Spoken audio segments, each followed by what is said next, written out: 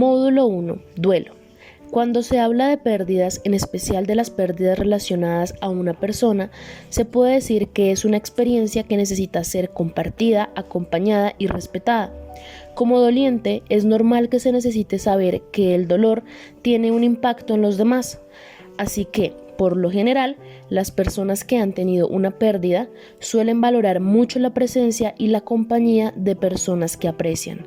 Es importante tomar en cuenta que cuando el duelo se presenta, la personalidad, la psique de la persona, su historia, experiencias de vida y el sistema de afrontamiento que posee, más allá de las circunstancias de la muerte, tendrán que ver con la forma de asimilar el duelo. Al presentarse el duelo, será importante dejar que la persona pueda sentir el dolor junto a todas las emociones que esto conlleva.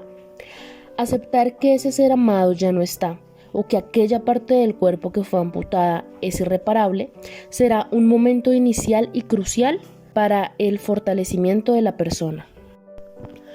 Ahora hablemos de los tipos de duelo. Duelo normal.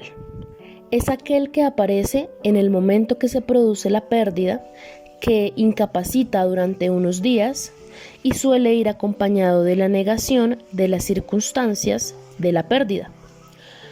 Duelo patológico, aquel que aparece semanas o incluso meses después de la pérdida que se ha producido. Duelos evolutivos, infancia, pubertad, adolescencia, emancipación. Duelos sociales, aquellos en los que se produce un cambio de estatus, universidad, empleo, despidos, ascensos profesionales, cambios de trabajo, jubilación, etc. Duelos corporales, aquellos que son producidos por la pérdida de juventud o envejecimiento, estado de la forma y enfermedades. Duelo anticipado, el cual se da en caso de muertes anunciadas como enfermedades, separaciones, en las que ya se tomó la decisión de hacerlo. Y duelo retardado, aquel que se da en las personas que escapan al dolor y a la realidad de la muerte de un ser querido. Módulo 2. Desmintamos el duelo. Módulo 3. Etapas de duelo. Elizabeth Kubler nos explica en su teoría que todo ser humano pasa por etapas de readaptación psicológica antes de admitir una pérdida en su vida. Estas son: la negación. Al tener una pérdida, se produce de manera habitual la negación. Se da de manera inmediata, frecuentemente está relacionada con el estado de shock o de embotamiento emocional. La ira. Durante esta etapa, las personas buscan atribuir la culpa de la pérdida a algo externo o incluso pueden atribuírsela a sí mismos, con pensamientos como si yo hubiera estado, si yo hubiera hecho, etc. En este momento se estará buscando el factor causante de la pérdida. Negociación. En esta fase de negociación, la persona guarda la esperanza de que todo continúe igual, que las cosas no cambien. Un ejemplo podría ser un paciente que, a pesar de que los médicos ya indicaron que no hay cura para su enfermedad, continúa explorando diferentes opciones de tratamiento. Depresión. En este periodo, la persona empieza a asumir de forma definitiva la realidad de la pérdida y aquello que genera sentimientos de tristeza y de desesperanza junto con otros síntomas típicos de los estados depresivos, como el aislamiento social o la falta de motivación. Y finalmente, la aceptación. Esta consistirá en aceptar la realidad de la pérdida. Si es por una muerte, entender que el ser querido se ha ido físicamente, por lo que se debe comprender que esta nueva realidad que se vivirá sin la persona o, en dado caso, sin una parte del cuerpo. Módulo 4. Manifestaciones que se pueden esperar. Es importante conocer qué es lo que se espera en las 4 áreas: el área cognitiva, afectiva, fisiológica y conductual, porque eso puede generar a nivel afectivo emociones incómodas o que sobrepasen a la persona en el duelo.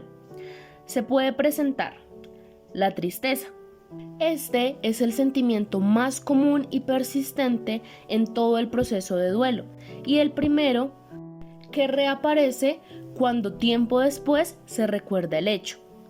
La rabia, pues esta y la agresividad son reacciones secundarias a la angustia.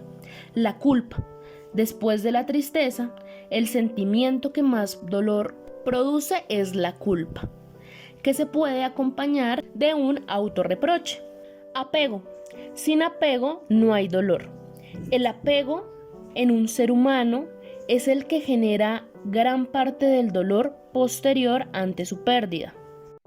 Cuando buscan la persona más cercana para arraigarse y no sentir dolor. La ansiedad en las personas que están viviendo el duelo puede oscilar desde una ligera sensación de inseguridad a fuertes ataques de pánico. Y cuanto más intensa y persistente sea la ansiedad, más sugiere una reacción de duelo patológica.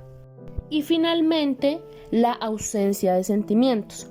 Después de una pérdida, algunas personas se sienten insensibles o el embotamiento sensorial suele ocurrir inmediatamente después de conocer la noticia de la muerte del ser querido. Módulo 5.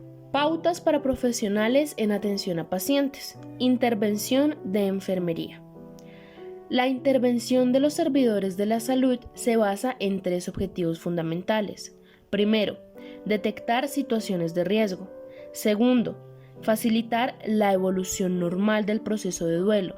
Y tercero, prevenir la aparición de respuestas. Facilitar el duelo.